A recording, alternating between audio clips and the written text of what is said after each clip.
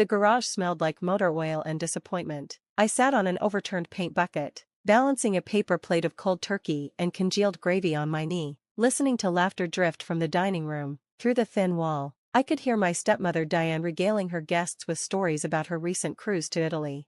"Pass the stuffing, Brandon," her voice carried clearly. "Your father would be so proud to see you at the head of the table." My father, who'd been dead exactly 3 months, whose chair my stepbrother now occupied like he'd won it in battle. My phone buzzed. Text from Marcus Chin. "My lawyer, Sophia, call me ASAP, documents ready." I set down the plate of leftovers, if you could call the dried edges and cold centers leftovers when everyone else was still eating the main meal, and stepped outside to call him. "Happy Thanksgiving," Marcus said, and I could hear the smile in his voice. "I have news that'll make yours much happier. Please tell me." The deed cleared. "The house is officially yours, as is everything else your father left you." Diane's contest was thrown out. The judge called it frivolous and without merit. I leaned against the garage door, my legs suddenly shaky. "It's done? It's really done? Signed, sealed, and delivered. The house at 47 Maple Grove is legally yours, along with his investment portfolio, the cabin in Tahoe, and the rental properties. Congratulations. You're now the sole owner of everything." "What about Diane's claim that the will was forged?" "Dismissed. Your father's lawyer had video of the will signing, remember? Pretty hard to claim forgery when there's HD footage of him stating his intentions clearly." Through the garage window, I watched Diane pour wine from what I recognized as my mother's crystal decanter, one of the few things that had survived Diane's purge of mom's belongings after she moved in. "Marcus," I said quietly, "how fast can you get eviction papers drawn up?" "Already done, 30-day notice to vacate." "Very generous, considering she has no legal right to be there." "Want me to send them over?" "Bring them, but not yet. Let them finish dinner first." "You sure? That's very patient of you." I looked at my cold plate abandoned on the paint bucket. "I've been patient for 7 years. I can manage another hour." After we hung up, I didn't go back to the garage. Instead, I walked around to the side of the house, my house, and peered through the dining room window. The table was set with my grandmother's china. The one Diane had claimed was too old-fashioned when I'd asked to use it for my college graduation dinner. 14 people sat around the table, none of them related to me by blood. There was Brandon, my stepbrother, carving turkey like he was born to it, his wife Cheryl beside him, wearing the pearl necklace I'd seen in my mother's jewelry box just last week, Diane's sister Patricia, her husband, their 3 kids, Diane's parents, even her hairdresser and personal trainer had made the cut. But not me, not my father's only biological child. "Ungrateful kids eat in the garage," Diane had announced when I'd arrived an hour ago, holding the store-bought pie I'd managed to afford. "You chose to be difficult about the will, so you can eat like the backstabbing little witch you are." I'd tried to explain that contesting her contest wasn't being difficult, it was protecting what my father had explicitly left me, but she'd slammed the door in my face, leaving me with a plate of scraps and instructions to be grateful I'm feeding you at all. Now I watched them toast with my father's wine collection, the one he'd been saving for special occasions. Apparently, his death was special enough. My phone rang. Amy, my best friend since middle school. "How's the garage?" she asked without preamble. "Still cold and depressing?" "Actually, I'm outside, enjoying the show through the window." "That's creepy, sophomore. So is making your stepdaughter eat in the garage on Thanksgiving. Besides, I just got the best news. The will, everything, the house, the investments, all of it." Diane's contest failed. Amy hooped so loud I had to pull the phone away from my ear. "Finally, when are you kicking her out?" "Soon. Marcus is bringing the papers." "Want backup?" "I can be there in 20 with my brothers. You know they've been dying to see Diane get what's coming to her." "No, I want to do this myself, but maybe come by later? We can order Chinese and eat it in the dining room, at the big table, with the good china?" "With all the good china." I hung up and walked back to the garage, but not to eat. Instead, I started examining the boxes stacked along the walls. Diane had been steadily moving things out here over the years. Decluttering, she called it. I called it erasing my mother. Box after box of family photos, my parents' wedding album, my baby pictures, mom's art collection, dad's first edition books, all the things that made this house a home before Diane arrived with her modern aesthetic and determination to renovate away every trace of our life before her. In one box, I found the Thanksgiving decorations Mom and I used to put up every year, hand-painted turkey place cards with our names in her careful script, the ceramic pilgrim figurines I'd made in 3rd grade, the thankful tree where we'd hang paper leaves with our gratitudes written on them.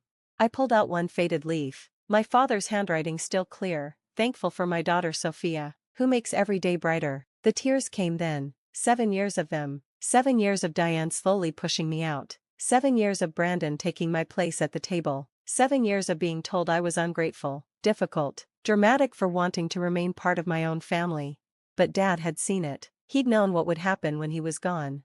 Make sure Sophia gets the house, he'd told his lawyer on that video. Everything goes to Sophia. Diane has her own money, she doesn't need mine. But Sophia needs to know she'll always have a home. A car pulled into the driveway. Marcus stepped out, briefcase in hand, looking like corporate efficiency even on Thanksgiving. Ready? He asked when I met him at the front door. 7 years ready. How do you want to play this? I thought about it. Part of me wanted to storm in, throw the papers on the table, and watch Diane's face crumble in front of her guests, but that felt too much like something she would do. Let's be civilized, I decided. Ring the doorbell. We'll do this properly. Marcus rang. Once, twice, 3 times before Brandon finally answered, wine glass in hand. Sophia? What are you? Who's this? Brandon, this is Mr. Chen, my attorney. We need to speak with Diane. She's eating dinner. You can't just. Actually, I can. I stepped past him into my house, my entrance hall, my floors that Mom had picked out. Diane, we need to talk. The dining room went silent as Marcus and I entered. 14 faces turned our way, forks suspended midair. What is the meaning of this? Diane stood, her face already flushing red. You were told to stay in the garage. I was, but then I remembered, I don't actually have to follow your rules anymore. I nodded to Marcus, who opened his briefcase.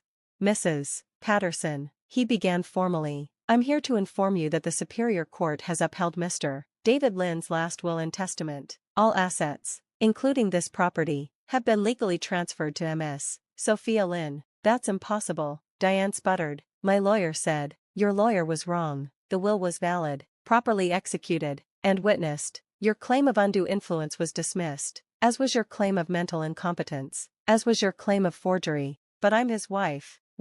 I corrected quietly. You were his wife, and California is a community property state. But this house was purchased before your marriage with inheritance from his parents. It was never community property. Marcus pulled out a manila envelope. This is your 30-day notice to vacate. You have until December 25th to remove yourself and your belongings from the premises. Christmas? Patricia gasped. You're evicting her at Christmas? She made me eat Thanksgiving in the garage. I replied evenly. Christmas seems generous. Diane sank into her chair, my mother's chair. Actually, this is ridiculous. David would never what? I pulled out my phone, scrolled to the video Marcus had shared with me. Would never leave everything to his daughter? Would never want to make sure I was taken care of? Let's see what Dad actually said. I hit play. My father's face filled the screen, thin from the cancer but his eyes still sharp.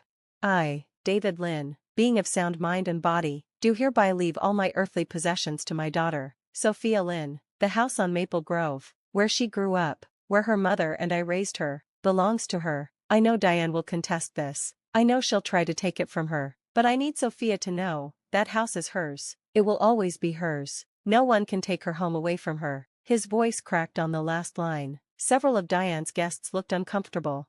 The video continued. To my wife Diane, I leave my blessing to use her own considerable assets as she sees fit. She came into this marriage with wealth. She'll leave it with the same, but what I built, what I inherited, what matters to me, that goes to my daughter, my only child, my everything. I stopped the video. The dining room was silent except for the grandfather clock ticking in the hallway.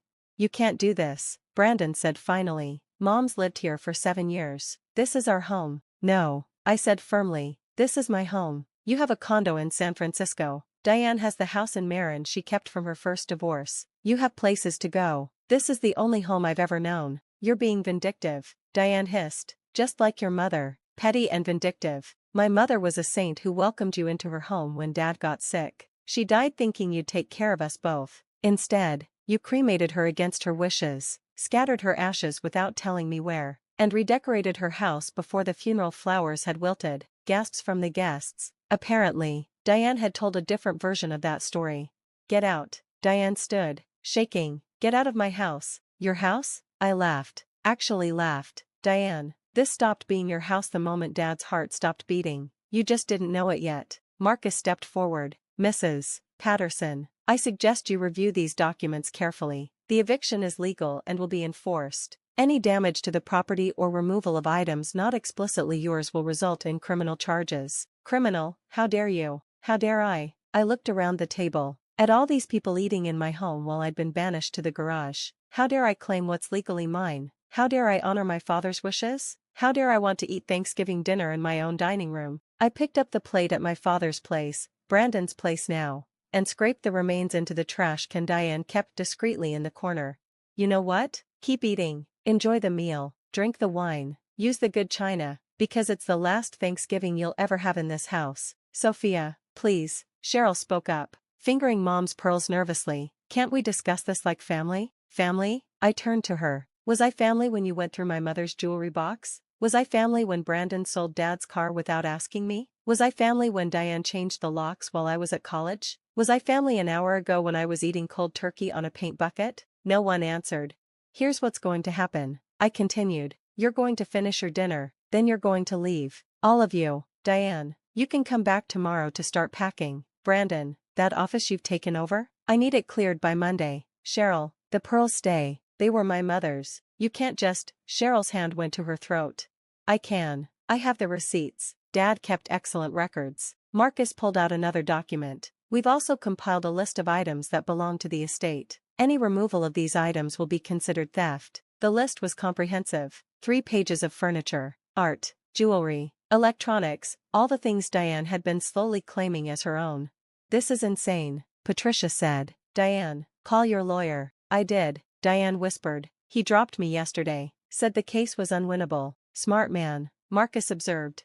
I walked to the window, looking out at the backyard where Mom had planted roses, where Dad had pushed me on the swing set, where we'd had barbecues before everything changed.